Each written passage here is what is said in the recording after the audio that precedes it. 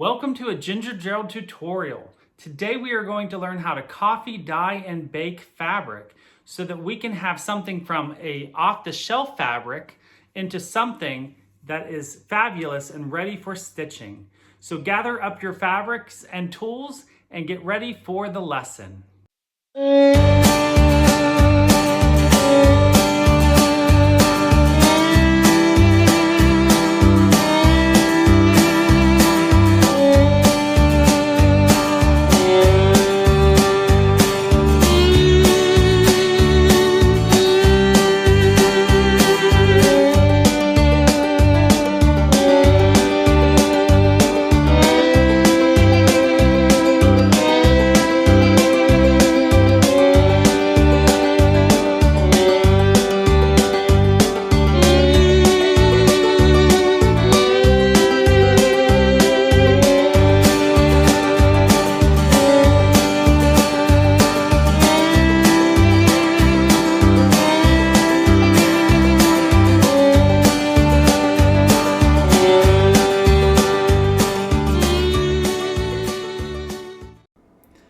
Before we review the tools needed for this activity, let's dive into the benefits and hesitations of the craft.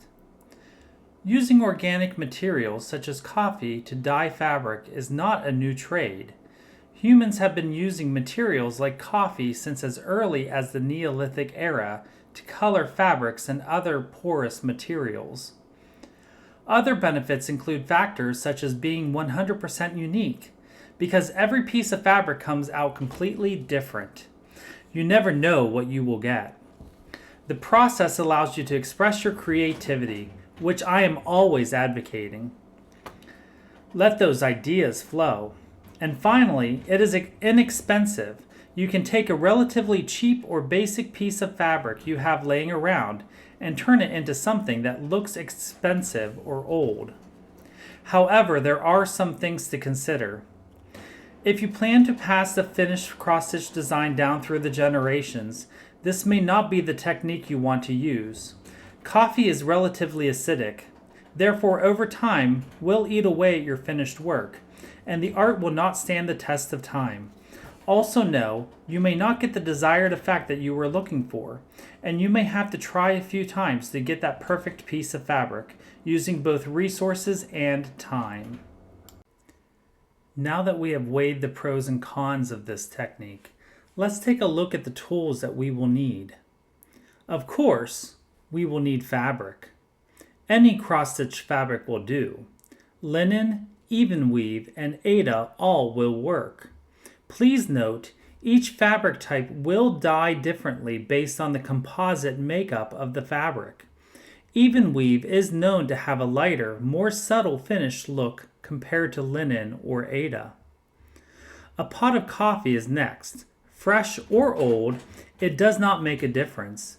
Use the remains from the morning pot or make a fresh pot specifically for this activity. A bowl will be needed to soak the fabric in the coffee. Be sure the bowl is something that can withstand hot items. Aluminum foil and a baking sheet are also needed for later steps in this process. I use a silicone brush for adding effects to the fabric, but any kind of brush or honestly any implement you can think of could be used to give creativity to your piece. Tongs are also used when working with the fabric in the hot coffee and when coming out of the oven, but those are optional. Before the dyeing process can begin, the fabric must first be prepared. As seen in this photo, the edges of the fabric was secured in order to prevent fraying. Since this piece of fabric was cut from a larger piece of fabric, in order for the edges to not fray whenever they are in the water or being handled by hands, it does help to have the edges secured either by sewing around the edges by hand or with a sewing machine, or using some kind of fabric glue made specifically for fabric so that it prevents that fraying from occurring. Also, in order to get the best results of color when sitting in the coffee solution, you will want to wet the fabric completely, as seen also in this photo, by ensuring that you have the entire piece of fabric wet from water. I used tap water, as seen in this picture, just running it under water, making sure that all parts of the fabric are completely soaked and covered in water.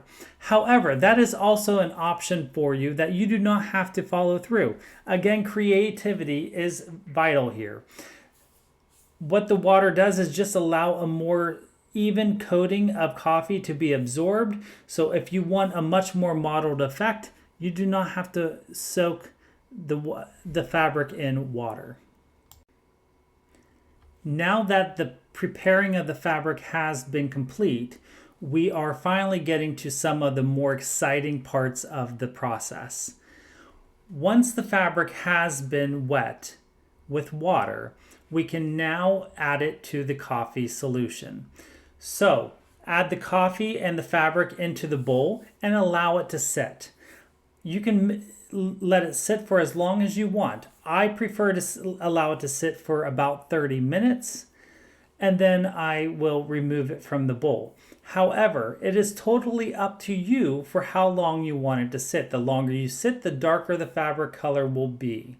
You can simply dip it in and pull it out just to give it a washed look, or you can have it submerged for a longer period of time to give it a more substantial color effect. While the fabric is soaking in the coffee, we do have additional preparation steps that we do need to take. One, we need to preheat the oven. I personally use a 400-degree Fahrenheit oven. However, I do know there are varying ideas out there as far as what the temperature of the oven should be. Many people like to have the oven set at a much lower temperature and allow the fabric to bake for a longer period of time. However, I am an impatient person and like to have the fabric bake much quicker, so I leave it at 400 degrees. The other step that we need to take is that we need to take the aluminum foil that we have set out and crumple it up and set it on the baking sheet. That is a way that we will set the fabric over top of the aluminum foil when we're baking so that it does not burn. Now it's the exciting part to see what happens with our product. The first thing we need to do is put our fabric that has been soaking in the coffee solution on our baking sheet and place it in the oven until it dries. Roughly 5 minutes is what I find if you use a 400-degree Fahrenheit oven. However, of course, temperatures and drying times may vary depending upon your elevation and oven style, etc. So please be mindful and watch closely so that your fabric does not burn. After the fabric has fully dried in the oven, you can completely stop at this stage if you are happy with the finished look. However, if you want that mottled look, you are going to want to take the coffee that you have had the fabric soaking in, use the brush or whatever implement you're going to, and as the video is showing, you're going to brush or splatter or be messy and get the coffee onto the fabric in different spots, model it up, and then put it back into the oven. So you're going to want to do this as many times as possible until you get the desired effect that you want. Continue baking the fabric after each application of the coffee and brushed effect until you have the desired look.